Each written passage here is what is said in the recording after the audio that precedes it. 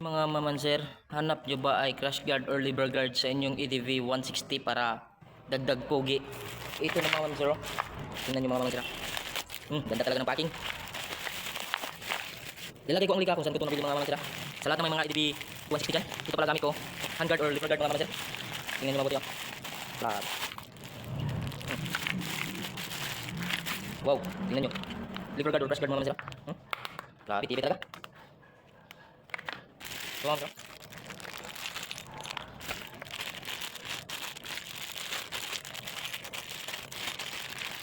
Oh, ito.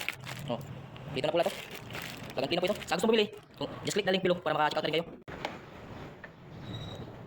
So gusto bumili nito ng handguard or crash guard mga mamanser. Oh, tingnan nyo. Bagay na bagay talaga sa EDV 150. 150. Lalagay na lang dyan sa baba para maka-check out na rin ng ganito kasi at high quality. Tol pala nito mga paps, ha. Tanggalin mo na ito mga paps, oh. Itong part na to. Tapos itong ilalagay nyo mga paps dito. Ganyan mga paps. Tapos ito dito na. Ganyan. Tinanggal ko itong side mirror mga idol. Saka ito na. Diyan butas mga idol.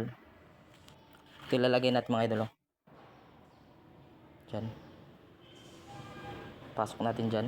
Tapos ganito na ang kanyang forma mga idol, oh. Ganyan. Dyan. Ito pala mga paps, oh. Pinalitan ko tong stock natin mga paps. Yung ganito natin. Para dito mga paps.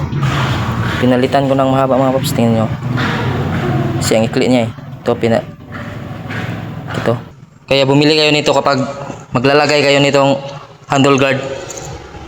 Kasi kapag meron na kayo nito mga paps, ito ba, hindi to mabunggo dito. Tingnan nyo mga paps, ha. Hihilain ko, ha. Oh, di ba? Oh.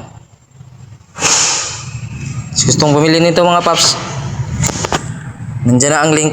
Saka sa gustong bumili nito Mr. Bracket mga paps, nandiyan na ang link, ha, sa baba para maka-check out na rin kayo.